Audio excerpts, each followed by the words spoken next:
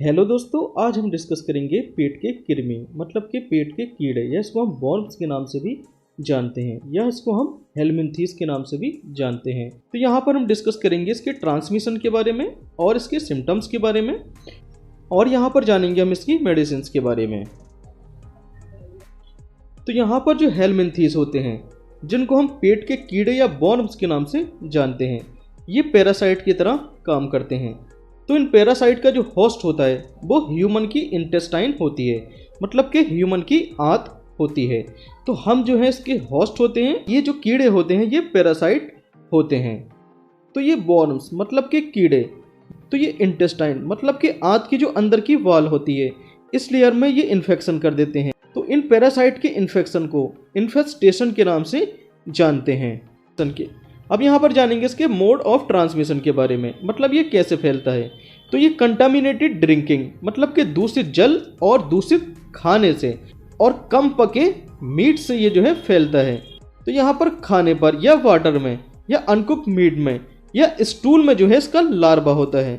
अब ये larva moulting करके मतलब कि ग्रोथ करके जो है हमारी इंटेस्टाइन में पहुँच जाता है और ये हमारी इंटेस्टाइन को इन्फेक्ट कर देता है। यहाँ पर नेक्स्ट आता है इसके सिम्टम्स के बारे में। तो इसका पहला सिम्टम होता है एब्डोमिनल पेन, मतलब कि पेट में ऐंठन और मरोड़ यहाँ पर देखने को मिलती है। दूसरा होता है नोजिया और वोमिटिंग। नोजिया मतलब जी मचलाना और वोमिटिंग मतलब उल्टी आना। तो जी मचलाना या उल्टी आने की शिकायत यहाँ पेशेंट में देखने को मिलती है। नेक्स्ट आता है फैटिग। फैटिग मतलब थकान। उसके बाद आता है एब्डोमिनल ब्लोटिंग या पेट में गैस का बनना। नेक्स्ट आता है वेट लॉस। तो ऐसे पेशेंट का जो है वेट लॉस हो जाता है, डिसेंट्री हो जाती है मतलब कि पेचिस या दस्त होने लगते हैं। अब यहाँ पर बात करेंगे इसकी मेडिसिन के बारे में। तो पहली मेडिसिन आती है ओरल सस्पेंशन के फॉर्म में।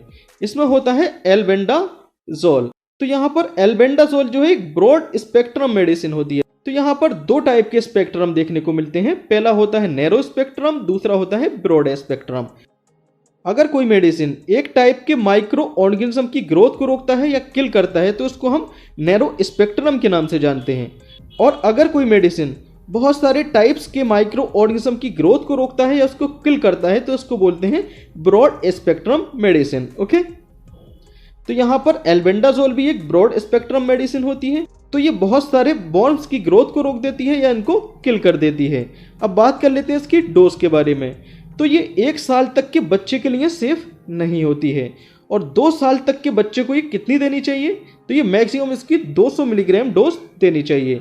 जबकि 2 साल से 12 साल या एडल्ट को कितनी डोज देनी चाहिए इसकी, ये देनी चाहिए 400 मिलीग्राम। तो अगर वेट के हिसाब से बात करें तो मैक्सिमम डोज देखिए कितनी देनी चाहिए पर डे, तो ये देनी चाहिए 15 मिलीग्राम पर केजी। मतलब कि अगर पेशेंट का 1 किलोग्राम का वेट है तो उसको 15 मिलीग्राम मेडिसिन ये दे सकते हैं। अगर पेशेंट का 15 किलोग्राम वजन है तो उसको कितनी मेडिसिन देनी है, 15 × 15 225 मिलीग्राम मेडिसिन ये दे सकते हैं। ओके, तो यहाँ पर देखिए 5 ml में 200 मिलीग्राम है। तो लगभग देखिए 2 साल तक के बच्चे को आप 200 मिलीग्राम मतलब कि 5 ml यहाँ पर दे सकते हैं। जबकि एडल्ट को इसका 10 ml देंगे। ओके, क्योंकि 10 ml में हो जाएगा कितना यहाँ पर 400 मिलीग्राम। ओके, यहाँ पर नेक्स्ट मेडिसिन आती है मेबिंडाजोल। तो मेबिंडाजोल भी एक broad spectrum anti helminthic medicine होती है जो कि अलग अलग टाइप के वॉर्म्स को जो है किल कर देती है या इसकी ग्रोथ को रोक देती है। बात कर लेते हैं इसकी डोज के बारे में। तो ये मेडिसिन 2 साल तक के बच्चे के लिए सेफ नहीं है और उसके ऊपर आप इस मेडिसिन को ओडी मतलब कि दिन में 1 बार दे सकते हैं। अगर इस मेडिसिन से 1 बार में आराम नहीं होता है तो 3 वीक मतलब कि 3 सप्ताह बाद इसको रिपीट कर सकते हैं। अब यहाँ पर नेक्स्ट मेडिसिन आती है लीबामिसोल हाइड्रोक्लोराइड। इसकी यहाँ पर जो स्ट्रेंथ होती है वो 150 मिलीग्राम होती है। तो ये अलग अलग ब्रांड नेम से आ सकती है, जैसे कि लीबामोड और बर्मिसोल। तो ये दोनों इसकी ब्रांड नेम होती हैं, लेकिन दोनों में ही देखिए यहाँ पर लीबामिसोल होता है, लीबामिसोल होता है। तो ये एस्केरिस को देखिए किल कर देती है, इसकी ग्रोथ को रोक देती है। अब यहाँ पर बात करते हैं इसकी डोज के बारे में। तो चिल्ड्रंस में ये देखिए पर केजी 3 mg दे सकते हैं और एडल्ट्स में देखिए पर केजी 2.5 मिलीग्राम दे सकते हैं। अगर देखिए ज़रूरत हो तो 7 दिन बाद इसको आप रिपीट भी कर सकते हैं। और यहाँ पर एक खास ध्यान रखने वाली बात होती है ये शेड्यूल एच क्लास की मेडिसिन होती है, तो इसको बिना डॉक्टर की सलाह के नहीं लेना चाहिए। तो इनमें से देखिए कोई भी मेडिसिन बिना डॉक्टर की सलाह के नहीं लेनी चाहिए। अब यहाँ पर बात कर लेते हैं इस मेडिसिन को खाली पेट लेना चाहिए या कुछ खाने के बाद लेना चाहिए। तो इस मेडिसिन को फैटी मील के साथ लेना चाहिए। फैटी मील जैसे कि मिल्क मतलब कि दूध को लेने के बाद इस मेडिसिन को लेना चाहिए, क्योंकि जो इसका एब्सॉर्प्शन होता है वो लगभग 5 से 6 गुना बढ़ जाता है मिल्क के साथ लेने पर। Okay, thank you.